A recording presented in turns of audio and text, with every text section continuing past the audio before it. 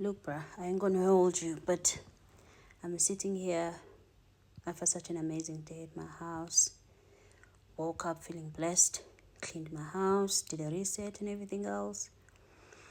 And then I then sat down on the couch, ate for the first time, I think at about 1:45. Um, and I'm just sitting here wondering.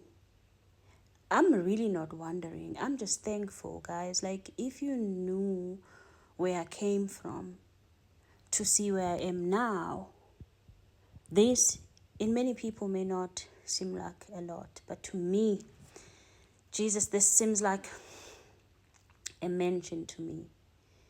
If I tell you that I grew up in shacks, I went to primary school, high school, well, primary and almost high school living in shacks. And thank goodness to RDP houses. My grandmother got a house, a RDP house. At that time, it was a one-room house, literally a one room and a shower. That's all it was, one room, a shower, and a toilet. Not the RDP houses that you see now. To us, that was an upgrade from where we were staying. And it was a whole family. I can't tell you how we all fitted in that one room. But I do remember one of my uncles, when he was sick, then came back to home. And then he added another additional room. So we basically had two rooms. But we were all still sleeping in there, eating there, and everything. But it was a happy neighborhood, right? And I remember going to high school.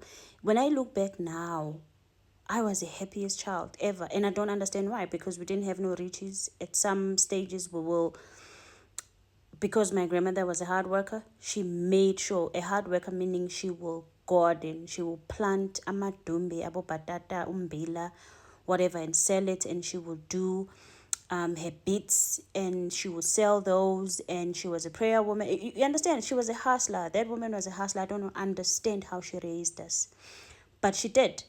And there was never a night where I went to sleep without worrying about something to eat. There was ever never a morning where I woke up and having to go to school and not having anything to eat. If I did not have anything to eat, it's because I didn't want to eat. Because I don't know, I was a strange kid. I didn't eat a lot of things. I was very particular. I don't know why, because I mean, baby, I was poor, but I don't understand why. I just was picky. I would rather go hungry than eat. What was that thing that Koko used to do with pumpkins? What is it called? Isjing. My lord, some days this lady will wake us up and say, "Hey, here's your breakfast," and it's jingy, bro. I'm like, piss. And then sometimes she will make ipali with lemons and stuff that I enjoyed, but some days I didn't want to. But anyways, needless to say that, I mean, that's how we lived. But I was like a really happy kid. I had friends that had big houses at the time. We used to call them what? Amasabsid, ne? They will leave their homes and come to my home, because my home was, I think, the safest place. It felt there was a lot of love. My grandmother just spread love, I don't know, to everyone that ever enters our home. Our home was like a safe place for everyone. So my friends will want to come and sleep at my house, bro. Like, we only had 2 rooms at this stage, but they were like, it's fine, we want to sleep on the floor with you or whatever, because it was just so fun to be at the house. But needless to say, I had my father. Gosh, I'll tell you a story about my father, because it's a long story. But anyways, was there though. And he was, I think at the time he was a managing director for Telkom or something. I mean, that person was rich. Rich, bro. But anyways, I'll tell you the story about my father. But he was never in my life, let me just say that. So yeah, and then graduated high school, and I asked my father. I had very good results. I said, please, can I go to university? He said he doesn't have no money. Mind you, Telkom had what they call student assist or something. They will pay bursaries for their employees, to their kids that are going to varsity, da da da da. Anyhow, he said he doesn't have money. Anyways, God had his own plans, and before I knew it, I was not even 18. I was in America. Anyways, that's a different story. But I just want to tell you that it doesn't matter where you start off.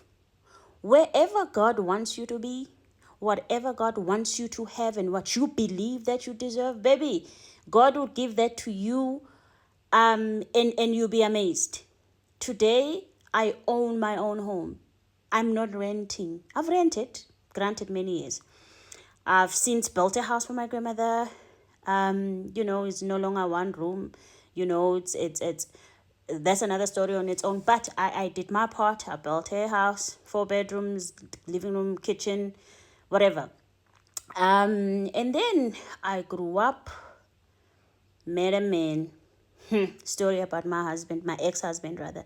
That will be another story time next time. But I'm just sitting here and I'm in awe. I'm like, my God, you have been so good to me. You have been so good. Coming from sharing the floor mat with my siblings and my cousins. Not a bed, hey? Not sharing the bed, but a floor mat, with my cousins and whatever. To where I am now, living in an estate and having a 3-bedroom house, having my own yard, everything, driving in a luxury car, well, what I think is a luxury car for me, having multiple degrees. I can't stop to thank God. I can't, stop to be in awe of what amazing God has been to me. I am truly grateful, y'all. Y'all don't understand this. Some of y'all, grew up with way better than what I have. But I am still grateful. I am extremely grateful to where God has brought me from to where I am now. It's truly a testimony. And I always tell the people that I get to talk to that I am a living testimony. I am truly a living testimony. And I am that poster child to say, do not judge a person by where they come from. Watch how they do in life based on their visions. You do not judge a person just because who their parents were. You don't judge nobody at any point. But if you were to judge somebody, judge them based on what they've put in. And baby, you can judge me. You can judge me based on where I am. Because I am truly and honestly grateful. And I'm so very proud of myself. Today I'm a single woman with no kids. And I'm a grown woman. And I'm in an executive position at work. Listen, work has its own stress. Work. Work sometimes not that sometimes, most cases, makes me cry. But I cry in my walk-in shower or sleeping in my king-size bed. I mean, I'm not bragging, but I'm just trying to show you that God can take you from the bottom and lift you up. I truly believe that. God has been amazing. I'm so grateful for my little home. I feel at peace here. I really feel at peace here. So, whatever is going on in your life, do not take it as it's the end of the world, because it may just be your starting point. And God will elevate you to places you never even thought you would actually reach. He will open doors you never thought were there, but He will. So be encouraged this holiday season. I'm chilling in my home and I'm just sitting here just in awe of God and all that He does for me and all that He continues to do. And I pray that He do the same and even better for you. I love you and thank you for being here with me.